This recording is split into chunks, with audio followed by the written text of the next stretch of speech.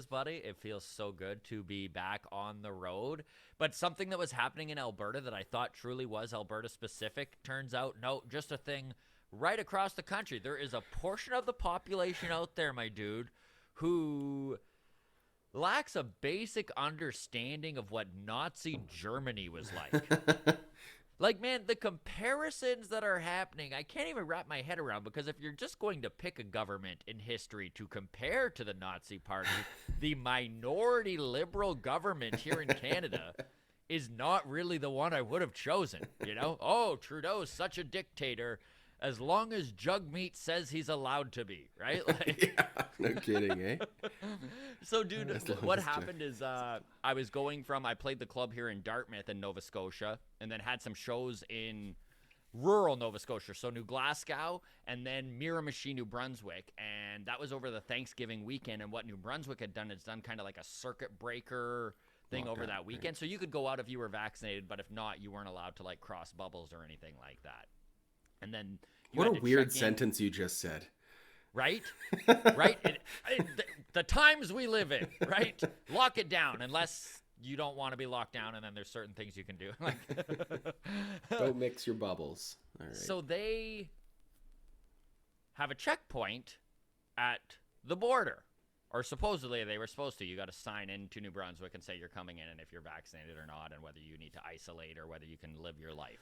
Okay. So I go with my opener, cross the border, no problem, into New Brunswick. We play the show in Miramichi. It went fantastic. We come back, and then there's a stop at the Nova Scotia border. We pull up, dude. The guy, old man, right? Just an old man, and he's sleeping. We woke him up. Like, he's just like, have you guys checked in? We're like, yeah, you betcha. Do you want to see our paperwork? We go to show him the phone, right, with all the check-in stuff on it. He's like, oh, no, you're good. Just go. Just go. Just like Nazi Germany, right? Just go. Like, anyways, dude. Quite the adventure you're having. When are you back? I get back October 25. Nice. Yeah. Just in time for Halloween. Yeah, just in time for Halloween. And we're allowed to trick or treat this year. Hey. The Nazis have allowed it, so that's great. Love it. All right, buddy. We've got a podcast to do here, so let's start that off. Let's get going.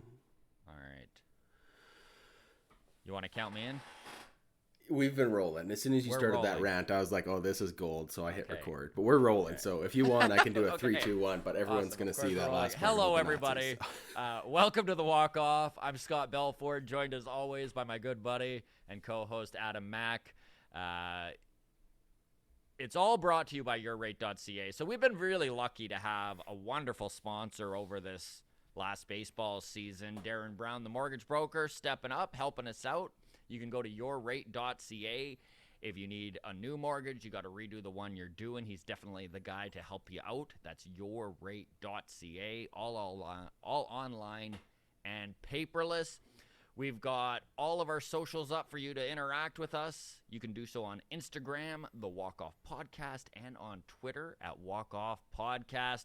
Big show today. I'm excited to get into it here. We are going to start with that check swing controversy from last night's game. We're also going to deep dive into what the Blue Jays could do in the offseason. Trade options, free agent options, how this team could shape up in 2022. Of course, we're going to dig into a little bit of that Mike Shildt firing in St. Louis. Kind of a surprise to see them move on from their manager after such a hot run to get into the playoffs. Yeah. And then if that's not enough, we'll also touch on what the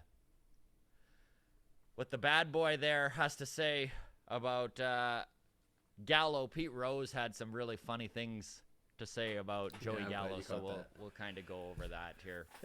Hold on. With Shildt getting fired, maybe there's hope that Montoyo can go too. I'm just saying, if Shilt's job isn't safe, Montoyo's isn't either. I mean, two different situations, but very different situations. I agree. Right. So check swing. Also, I know you've got some things to say about the playoff format, so we'll talk about the playoff format as well. I have come up with the solution. Let's start with last night. All right, check swing. Check swing. Okay, so the Dodgers advance from that NLDS to the NLCS last night after a 2-1 nail-biter. My goodness, let's start with that series. best series in playoff baseball this year, correct? Yes, absolutely. And just the star power, the rivalry, like everything about it is what you want as a baseball fan. And I'm completely no horse in the race here. I mean, I was slightly cheering for the Giants because I had them in my bracket, which is completely screwed, Mine's by the way. Totally gone, too. Yeah. Just dog shit, but anyways. However, the way it ended was honestly just a bummer, man. Yeah. Very great game. Great I game. mean, 9 innings of awesome electric ball. Like, I was looking forward to the game. I was a little worried that it was going to be like someone would take a 4-0 lead and it would just be kind of a run out the clock situation. Yeah. That's not what we had. No. Great game. Shouldn't have ended the way it did. Which we are going to get into. We are going to get into, but I really liked last night's game too because it was kind of a display of two different styles of managing. It was kind of old school versus new school. You look at the Giants, they put in their ace, Logan Webb, young kid, just friggin', he's carried this pitching staff since the middle of the season for them. He goes 7 innings, 1 earned run, pitched a beauty. Yeah, pitched a gem. The workhorse at work. And the Dodgers went the complete opposite direction. I mean, Urias, he's their 20-win guy. He's probably going to win the Cy Young in the National League, and they decided to kind of cobble it together, starting things off with Knievel, going to Gratterall. Then they bring in Urias, then Treinen, then Jansen, then Scherzer to close things out, going completely on analytics as to where they're going with it. Worked out. Scherzer's first career save. Scherzer's first career save. That's pretty cool. Let's get into the controversy here. First off, garbage call. You know, it's funny because you saw the check swing, and instantly I was like, oh, that is such a horrible way to lose the series. It's so close. And then they show the replay, and you're like, what is happening? Like, how could that possibly be a strike call? Yeah, there's been some check swings that are like right on the line, and you go, wow, coin toss. Like, either way, you could see an argument for or against. You know, it was just right at that 50-50 mark. This was not that. Yeah. This was 40% of a swing. This was 100%. You know, a good 3-4 inches away from being at that 50-50 mark. And let's be serious, it's baseball. This happens 3 or 4 times a game probably where an ump gets something that wrong, and it's really not that big of a deal. However, for it to end the best series in the playoffs that way, you kind of got to shake your head at the ump like, what are you doing?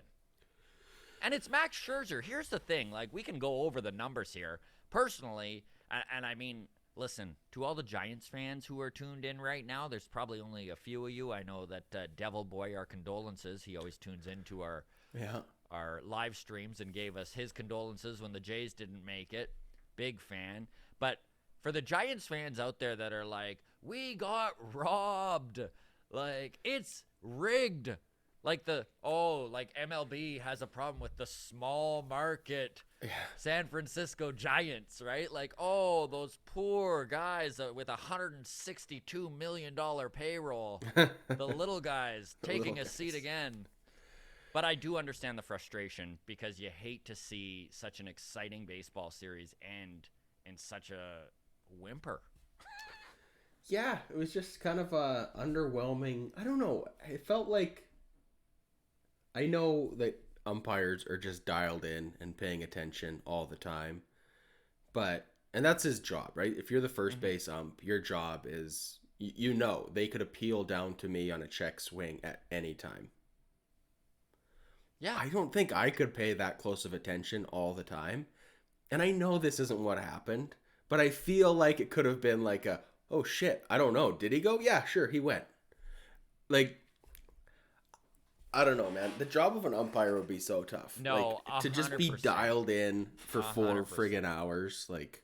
And again, it was a missed call, and they happen every single game in baseball, half a dozen times. Again, it's just the moment was so big. Now we will go over the moment right? Wilmer Flores, he was 0-17 lifetime against Max Scherzer. It was an 0-2 count. So even if it's called a ball, it's 1-2. Like, Scherzer probably still strikes him out. But to not let it happen, just really disappointing as a baseball fan. And I can't even imagine being a Giants fan. It would have just devastated me. I wouldn't be talking for days. The only way that it would have been worse is if it was an out that was ruled on video review. Yeah. Right? Where it's like the whole game literally is in the balance. They're on the phone for, of course, like 5 minutes. And then they come back and make the call. Like, that's always the worst way for games to end. You see it in football all the time where it's like, was it out of bounds or is the game going to keep going? And it's like, it's just so anticlimactic to have it come down to like a referee's call. Yeah, man. I don't know. I would have rather seen the home plate umpire just call make him out. The call. Just like say that was Yeah. I don't know. Frustrating, but you're right. It was 0-2. Scherzer is probably going to get him anyways. I mean, it's the biggest game pitcher in the game. Yeah. In the biggest moment of that game. I mean, the money's on Scherzer. But it's playoff baseball, man, and you never know. And it's a real bummer that this great, exciting, dynamic series ended on an arbitrary call. Yeah. And you know what? It would have been if Flores had just actually gone around. Fine. The better team Also wins. would have been devastating the other way though if it was a swing but called no swing and then the next pitch was a 2-run home run walk off. Yeah. Right? And then Dodgers fans are going, well, he should have been out a pitch earlier anyways. So yeah. It is baseball. And being an umpire is a thankless job, I guess is what I'm going to say. But especially in the playoffs when the stakes are so high. Yeah. So I guess again, I guess the moral of the lesson, the takeaway for me is any parents out there who have little ones playing youth sports, whether it's baseball, hockey, or any of the other sports, and the referee makes a call that you disagree with, don't chew their heads off. Like, yeah. There's no sport without those guys volunteering or getting their $10 per game or whatever the case may be. Yeah. Just even the best on the biggest platform in the world still make mistakes. So let's just relax when it comes to amateur sport. It's a good little PSA. Way to get that out there, Adam. Yeah, let's turn that into a positive, right? All right, my dude, let's talk about this playoff format. I wanted to talk to you about this last week, and we just didn't get to it. But, buddy. Well, you're giving me a little more benefit. I asked you specifically, can we please not get to it? Because I was in the middle of moving, and I was dead. You didn't want to get into it. By the way, I haven't finished unpacking, so if you guys are wondering why I'm so scruffy right now. I just haven't found my razor yet. I have about 400 boxes left to unpack. But, yes, I have a solution to the MLB playoffs. There is a problem with it. You agree, correct? The playoff format, as it stands, not perfect. Not perfect. For me, a perfect solution is expand. A lot of people don't like that. Right. I like what we did last year with 8 teams in each league. So you're actually all for going to a full 16-team playoff? Yes, give me more playoffs. That's my preference. Right. This solution does not involve expanding beyond what are we at? 6 right now? Or 5? We're at 5, right? 3 division winners and 2 wild cards. Yes. 10 teams make the playoffs. So my solution, no expansion, still just 10 teams make the playoffs. This is a solution that is not so revolutionary that would be the first time in pro sports. Another professional league, the CFL, does something similar already. The CFL has a crossover rule for the playoffs. So with two conferences, basically, the top 3 teams in each make the playoffs. But if the next best team in one conference is better than the final playoff spot in the other conference, they essentially cross over and play the playoffs on their side. So I'm saying the MLB could totally implement that in a situation where the sixth best team in the AL this year would have been the Blue Jays. Just saying. Does that affect my opinion on the matter? Maybe, maybe not. Yeah. But the sixth best team in the AL would cross over with a better record than the fifth best team in the NL. So in this year, the Jays would have gone to the NL and played in the wild card game over there Instead of St. Louis. Instead of St. Louis. CFL's been doing it for like 25 years. It's super simple to look at the standings and see, like, it's not a complicated formula. It would just be like another tab on the wild card standing page. And the idea behind this would be to ensure that the top teams in Major League Baseball are the teams that are moving on to the playoffs. Yeah, you wouldn't be taking away. I don't know the right word to say this. It would be the fairest way to do it, other than expanding. But it is kind of absurd that the Blue Jays can win 90 plus games and miss the playoffs. It is. This crossover, I went back through the standings to the last 10 years. I had a look. It doesn't happen every year. I would say most of the time it doesn't happen. A couple times it would have happened where an NL team played in the AL, and a couple times it would have been the AL playing in the NL. But it would have made for competitive baseball all through September for many more teams, right? I was looking back a couple of years ago. The Milwaukee Brewers made the playoffs with 89 wins, and the Cleveland Indians missed the playoffs with 93 wins. So that would be a situation where Cleveland would have moved over to the NL with 93 wins. I think that's more than reasonable. 2018, no crossover would have happened. In 2017, the crossover goes the other way. The Brewers with 86 wins would have replaced an AL team with 85 wins. If you look at 2015, the San Francisco Giants were 84-78. Okay, that was their record. They were second place in the NL West, but were 13 games back of a wild card spot. So even being 84-78, they were done, right? They had no realistic chance at the wild card. But if there was a crossover, they would have still missed the playoffs, but they would have only been 2 games back of the crossover. They would have felt competitive, right? They would have felt competitive. Instead of chasing the Dodgers, they would have been chasing the Astros, who finished the season 86-76. So you just get into a situation where more fan bases are in on it, involved in the hunt for a longer time. Look how much fun we had all September. That was it was amazing, incredible, right? So absolutely. And another thing that I do like about this idea, this crossover idea, is especially if the rules do change and they go to a universal DH, which it looks like is going to happen in this new CBA, then there's no reason not to do it that way unless they have decided to expand the playoffs. I personally don't know if I want the playoffs expanded, and if they are, I would rather see 12 teams, maybe just get rid of the wild card altogether, go 4 divisions in each league, and just the top team goes from there. But I really like this idea, man. I love the crossover idea. It doesn't add any games to the schedule. It doesn't make the playoffs any longer. It doesn't push it further back into the calendar. All it would do would take 4 to 5 fan bases and give them an extra 30 games worth watching every year. Yeah. Right? So I don't know the downside of it. Look at what's going on right now. You look at the NLCS that's about to happen. I could not be less excited about it. And maybe I'm completely underestimating the Atlanta Braves, but I just think that this is going to be a series the Dodgers take in 4 or 5 games. Yeah. They're a 106-win team. Yeah. No, I know. I don't know.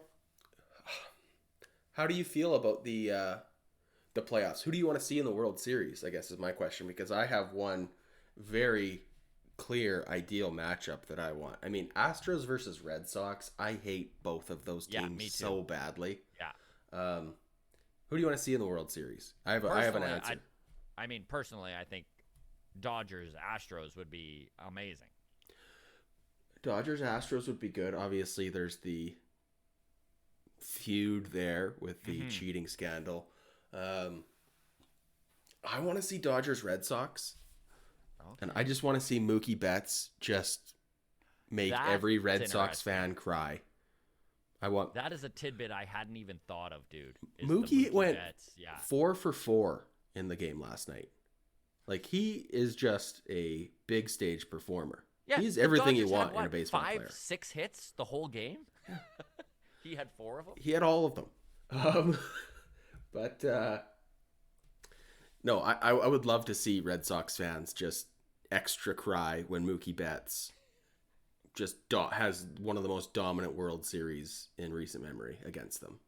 You're cheering for the most heartbreak possible for Most the Red heartbreak. Sox. I I can get behind that. You know what? I don't know. Otherwise, I think I would like the Braves to win just because underdog factor. Probably won't get past the Dodgers.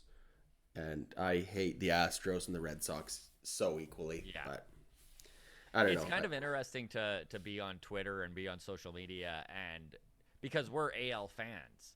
So the Dodgers don't have the same stink to me as Right. a lot of NL fans, right? Because the NL fans treat the Dodgers like we treat the Yankees. The Yankees. And fairly so. Yeah. And fairly so. But we never play the Dodgers. So I could care we don't less. care at all. Yeah. No, it's a valid point, but yeah, I was really hoping that I get to cheer for the Giants this postseason, and that Yeah, just me too, unfortunately man. isn't going to Yeah. happen now. So close, buddy. So close. Like, Logan Webb is going to be a star for years. Like, talk That's about a absolutely big true. game pitching performance from a young kid. Just and unshakable. Yeah. He just looked unflappable on that mound. It was super impressive to see. Anyways, we will move on. Did you have anything else to kind of touch on there, playoff format wise, or should we just move along into the Blue Jays? No, I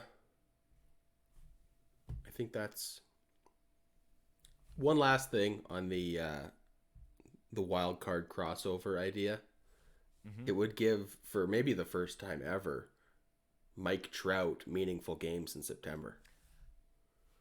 So if there was any other argument that needed to be made for baseball, if you're watching this, Yeah, let's get Mike Trout some meaningful games in September. Let's add the crossover.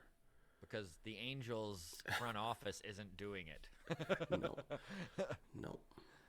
Okay, so let's talk Blue Jays for a moment here. And I mean, this is going to go on all off season long. I'm kind of at a point right now, and I don't know how you're feeling about it. A little disheartened at how long this off season is going to be. It kind of has hit and sunk in now that we are months and months away from possibly seeing anything go on at all.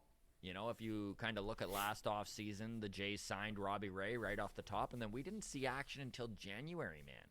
So there is a waiting factor here that's kind of, like I said, disheartening and a little bit of a bummer to think about. But I read an article from friend of the show, Arden Zwelling from Sportsnet, and man, some of the stuff he brought up really did get me excited. There was one particular player that I had not thought of or had not been talked about that could be a possible Blue Jays target that was very exciting to hear about.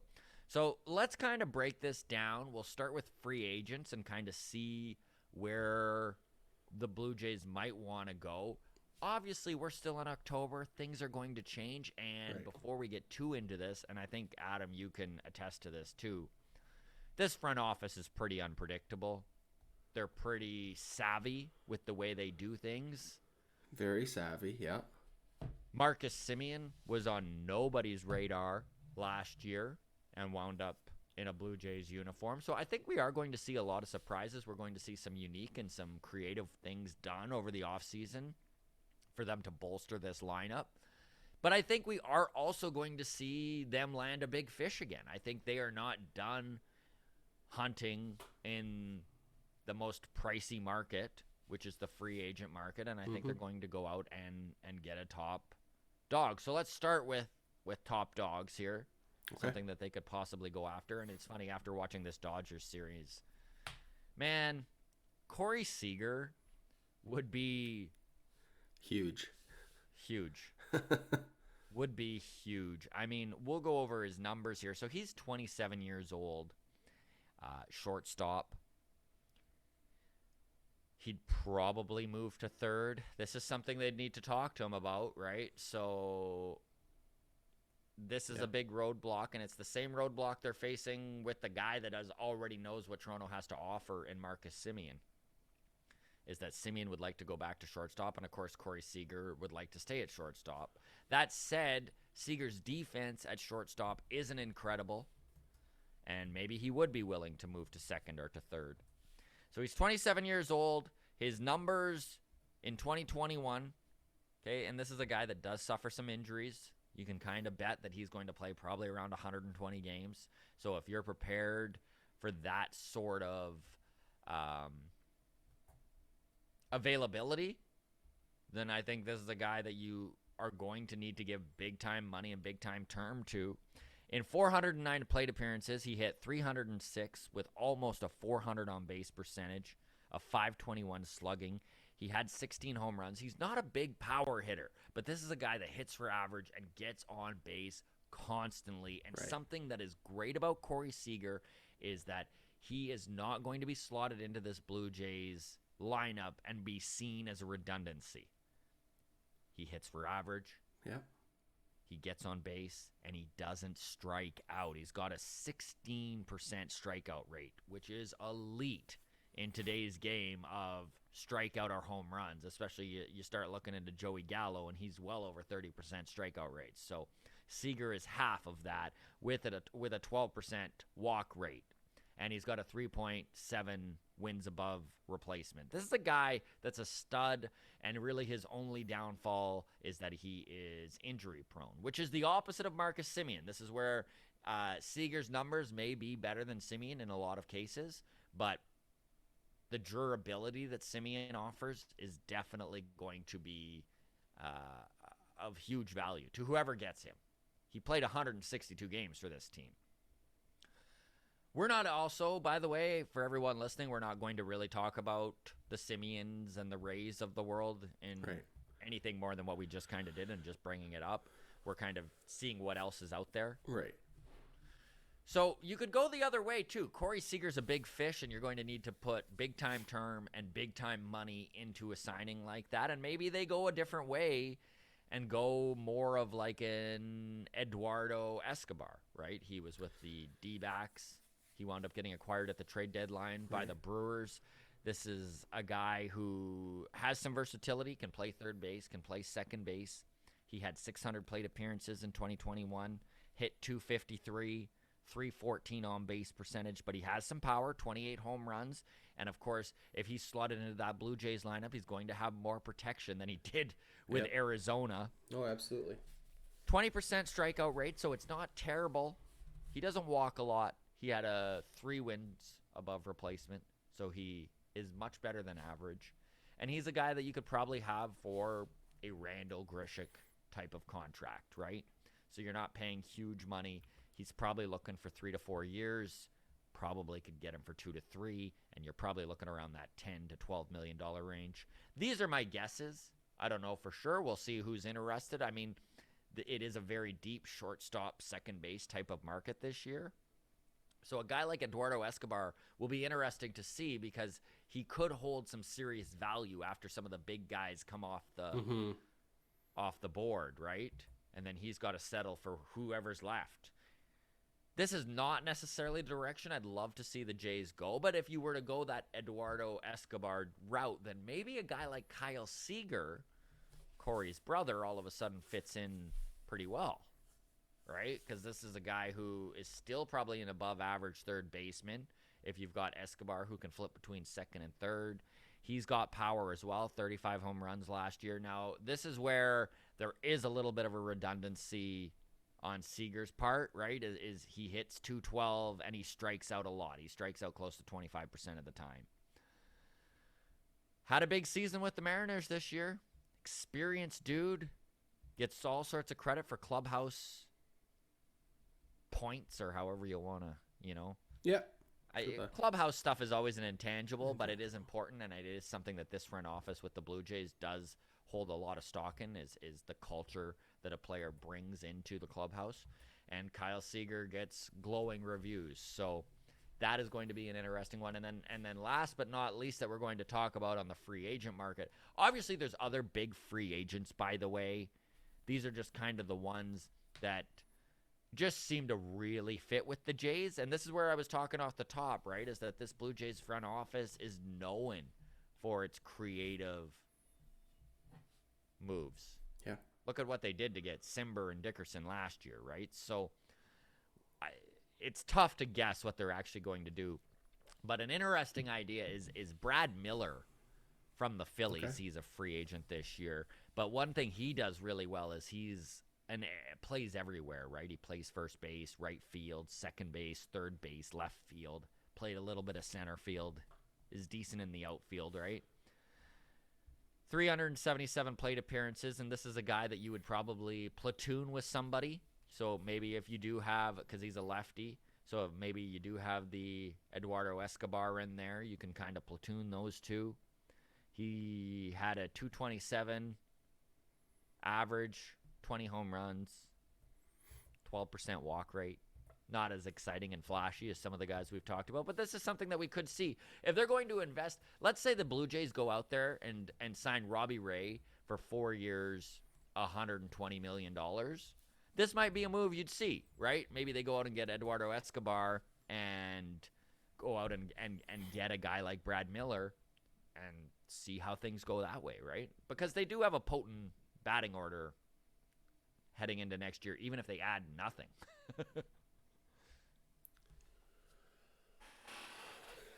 So we've talked about some additions now. Do you want to speculate on who would leave? Or do you want to save that for another day? I am all for speculating. It's all we've got, my friend. A lot of speculating over the next 3 months. The more I think about it, the more I'm like, they are going to take a very competitive run at both Ray and Semien. I think they're prepared to lose them both, personally. Okay. I don't know how you feel about it. I don't think this front office is going to overpay. Yeah, I doubt an overpay is coming. An overpay, I think, would be more likely for Ray, less likely for Semien. Yeah. But we could talk ad nauseum about those guys. Let's talk, like, catchers. Okay. Is Moreno going to make the Not out of spring training. Right? We still have a three-headed monster even if he doesn't. Even if he starts in AAA. Yeah. And is knocking on the door. Is there any chance one of those guys gets moved this offseason? Well, that is what I was about to get into here is the trade options. And this is where we really could see addition by subtraction. Obviously, we've talked about Jose Ramirez out of Cleveland and the connection there between Shapiro and the front office in Cleveland. All these speculations came out that they were after him at the trade deadline, and then that was confirmed after the season that, yes, the Blue Jays were headhunting Jose Ramirez, were very close. The Indians wanted one extra prospect, and it kind of fell apart from there. Ramirez has 2 years left. And a very, very team-friendly contract in $11 million and then a $13 million option for 2023. This is a guy that if you trade for, it does open up all sorts of opportunity for you to spend big in free agency if that is a route that you would like to go. Yes, you would need to give a lot of prospect capital. And when I say a lot of prospect capital, I mean a lot, right? This is going to be a trade that Blue Jays fans at first are going to go, whoa, we gave up a lot. Yeah, you thought we gave up a lot for Barrios. Wait till you see what we had to give up for Jose Ramirez. Yeah, that's the truth, dude. Like, think about how much 2 top 10 prospects in the Blue Jays system was traded for Jose Barrios in a time in baseball when top prospects are rarely traded. And I think it's why the Blue Jays fan base was so shocked, you and I included, when we saw Austin Martin and Simeon Woods Richardson's names included in these trades. But honestly, prospects are prospects, and you do got to kind of remind yourself of that yes, Gabriel Moreno is the top prospect in this Blue Jays system, but he hasn't played a major league game yet, and there's no guarantees, and you never know how things are going to play out. Do I wish to see a trade like this made? I kind of do. I think the Blue Jays are at that tipping point currently where an addition like a Jose Ramirez could be a big deal, but we are going to need to deal with the fact that Gabriel Moreno or Aroldis Martinez are both need to be involved in these trades. Maybe you do get to hang on to one of them, but you're still going to need to give up a Lourdes Gurriel Jr., who knows? You see his potential when he's hot, and if he can put together a consistent season and stay healthy, this is a guy that you might be swapping numbers. They look very similar to Jose Ramirez. It's not at all impossible. But one of these guys are going to need to be included, I think. Do you have a list of untouchables on this Blue Jays organization that extends beyond two people? Because I have two people who are untouchable, if I'm being completely honest, and then that's about it. We're talking Bo Bichette, we're talking Vlad Jr. Beyond that, I mean, no. I guess Jose Barrios, because we just got him, but like that's whatever, right? No, I think you're right, man. I think that there are no untouchables on this team other than Bo and Vlad. Yeah.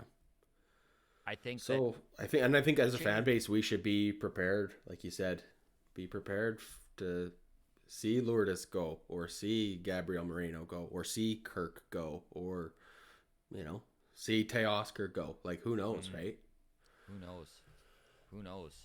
That's a very good point. There's a lot of math that has to be worked out by this front office, though, in order to package a guy who is an everyday part of our lineup, like a Lourdes Gurriel, right? There is some calculations to be done of, like, is Cavan Biggio able to play left field, right? Like, what are their actual beliefs in someone else to fill that hole at left? Because it's all well and good that we trade a left fielder for a third baseman. We fixed our hole at third base now, but now we have a new one somewhere else. But do we have a hole at left now? Exactly. A lot of calculations to be done. But one trade option that I had not thought of, and this is Arden Zwelling bringing this up. Ketel Marte from Arizona, the D-backs. Now, Marte is without a doubt the D-backs' best hitter in this lineup. Okay. And he is under control for 3 more years and is 28 years old. Do they wish to completely strip down this rebuild? So, do they feel that they could turn this team around in the next 3 years? I don't think they can, and I think Marte's value is probably as high as it's going to be. And if you're looking at Arizona and they are doing the mathematician nerd thing and they're looking over at Tampa Bay, what would Tampa do? Tampa would move him. And 100% they would move him. He would be super expensive too, but this is a guy, man, he plays center field, he plays second base.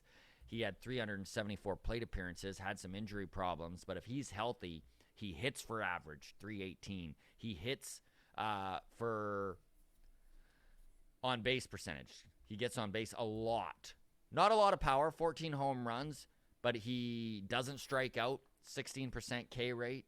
He had a 3 wins above replacement this year.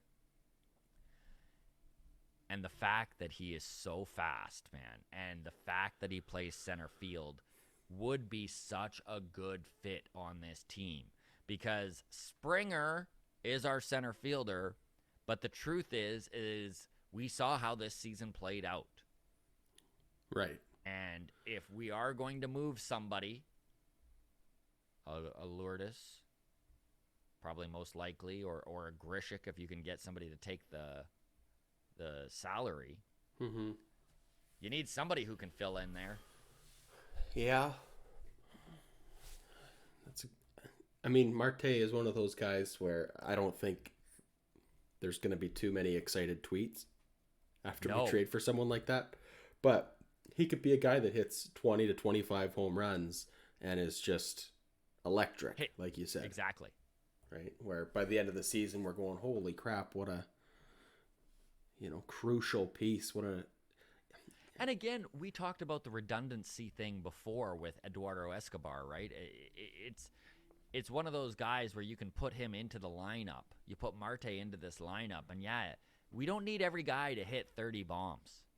But a guy that slots in and gets on base a lot and hits 320 and puts the bat on the ball, contact hitters is what this team is lacking, and definitely would make this team deeper. I would love to see Marte in a Jays uniform. Yeah, a lot of solo shots this year. Yeah. Chris Bryant was fun to watch. I don't think Bryant's a fit for this Jays team personally, but he really was impressive in that NLDS. And man, he started in center, he started in right, he started in left, and he started at first in those first 4 games, and then center field last night. Like, talk about top of the line versatility. Like, who would have thought Chris Bryant would become the best utility player in the league? But that's kind of what he's turned himself into. Well, we kind of thought at the trade deadline that he might be moved, but we also wondered how much he had left in the tank. Yeah. He's kind of showed over the last half of this season and through the playoffs that he's still got some fire left, right? So He sure does. I don't know. I think Chris Bryant is a long shot, but it would be interesting to see. It's going to be interesting to see where he lands anyways. Who knows? Maybe the Giants go hard after him again. He fit well on that team. Yeah, he did. Giants are ready to make another push. I think their window's still squarely open, I think. And I don't know. It's going to be a wild offseason, man. It's going to be a wild offseason. It is. And you know what, man? You kind of keep bringing up catchers. Maybe the Jays do go out and get a veteran catcher. And if that's the case, then maybe Kirk, maybe Jansen, maybe one of these guys is gone. I don't know. All right. How do you honestly feel if Jansen goes? Because he's my least favorite, right? If Jansen goes, you don't feel good about Reese McGuire and Alejandro Kirk, do you? No. So we can't get rid of Jansen until Moreno is exactly. Until Moreno is clearly ready, or unless we replace him with a veteran. So I think Danny, unfortunately, is squarely with this team come April 2022. And who knows, man? If Danny Jansen performs at 75% of what he did in September, his September was awesome. I'll give him that. It was incredible. It gave me hope in him again. But all right, you want to talk Pete Rose and Joey Gallo?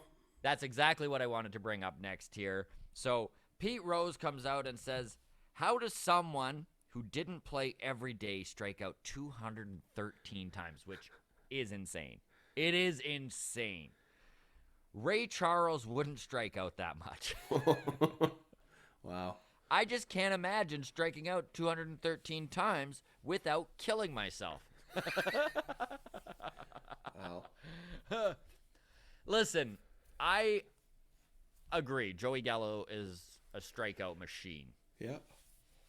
But I do get a kick out of some of these old school guys who still view the game with those old school glasses on and those old school lenses and refuse to acknowledge the analytics side of things and how the game has shifted and how much a home run means. Yeah. I mean, Joey Gallo is not a bum. Like, he is not a terrible player. Is he a little overrated? I kind of think he is. But before the pinstripes, like before he put on those pinstripes at the trade deadline, I would have been thrilled to see the Jays get him. Big lefty bat, and that's the thing that a lot of lineups miss. So the value of that is there, obviously. Yep. And I mean, what he did in Texas was incredible. He was their top player for years. That said, he does not adjust to the shift well. He does strike out a shit ton. Yeah. So here's the thing with baseball as it is right now, with like the value on strikeouts are fine because we need home runs, right?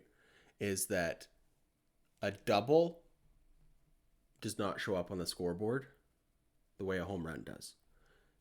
If you're hitting a double, you need one of the next three hitters behind you to also hit a double, or else it's worthless, Mm-hmm. right? And because everybody has shifted to this swinging for the fences mentality, 8 out of 9 guys in a lineup are not looking to hit a double, right? So you really need everybody kind of on the same page for base hits to have any value at all, right? Like, you need a home run to score runs. That's kind of what baseball has become now, unfortunately. I don't know. I think Pete Rose grew up in a time where, yeah, it was valuable to get on base because the next guy wasn't looking to either home run or strikeout. He was just also looking to get on base. And you could have an inning where 4 or 5 guys got base hits and 2 runs came in. That doesn't happen anymore. Pete Rose has 4,000 hits. Pete Rose, if you take away all of his home runs and extra base hits, still has well over 3,000 hits. So, of course, this man values not striking out. Look at his career. He didn't do it. Like, strikeouts were the enemies. Were the enemies. So that's his mindset.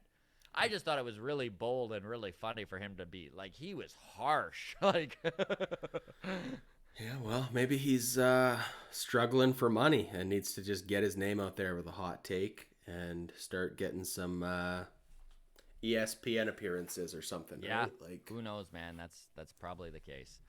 All right, last thing to talk about here. I did wish to get into Mike Shildt, the former manager of the St. Louis Cardinals, just fired the other day.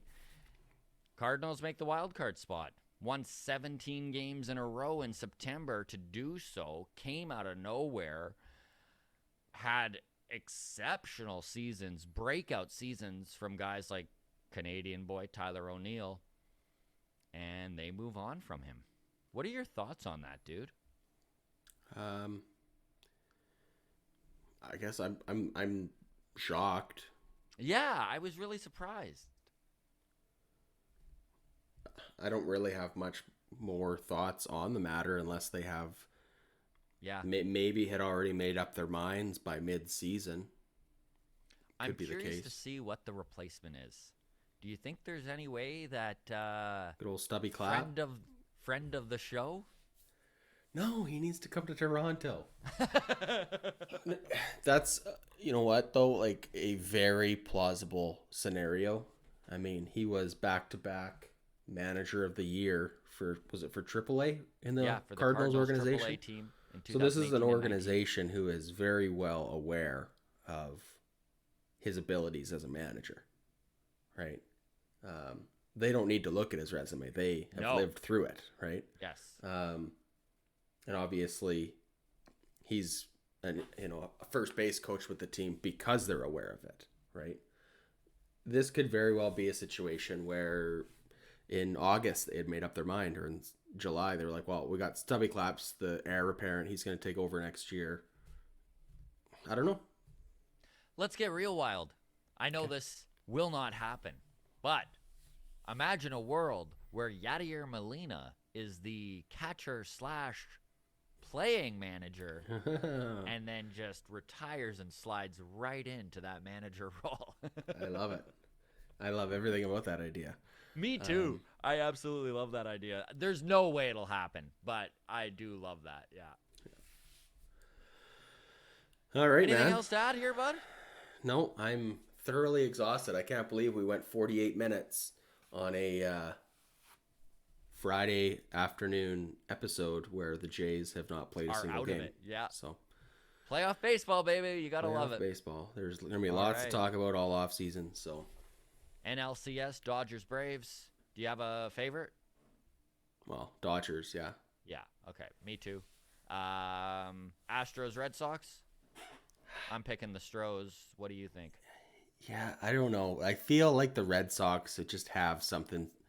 They're one of these teams that just like Cinderella isn't the right word because you don't want to hate Cinderella. Right. Fraud? Cheating. No, they just feel like they've got that magic this year. I don't know. Beating That beating the Rays that was Alex big. Cora magic. That Alex Cora magic. Yeah. I don't know. I think the Red Sox are going to the World Series right now. But that being said, we did our MLB playoff brackets in our Discord, and I think every single team I picked to advance has been eliminated. So Yeah. I don't think I got a single point in that playoff bracket. So what do I know? Probably be Astros and Braves in the World Series. Boy, that would be awful. But Yeah. honestly, there's of all the 4 teams left, none of them really excite me that much. Although I know it's going to be great baseball, and I am excited for it. But Well, we'll as long leave as it at that. as long as the Dodgers make the World Series, whether it's the Astros or the Red Sox, there's going to be drama. So, Yeah. all right, Exactly. man. Okay, we'll leave it at that. We are going to have a friend of the show, Craig Ballard from Nice. Jay's Talk. Awesome. TikTok, back on the show on Monday. So we'll get that out for you probably Tuesday morning, and then Friday as usual. Thank you so much for tuning in, everybody. You can follow us on Twitter at Walk Off Podcast, on Instagram, the Walk Off Podcast, and you can join our Discord, which Adam will have a link for just below in the YouTube here. Thank you so much, everybody, for tuning in. Of course, the podcast, the audio version, is on whatever platform that you listen to your podcasts on. Thanks so much, everybody. Take care.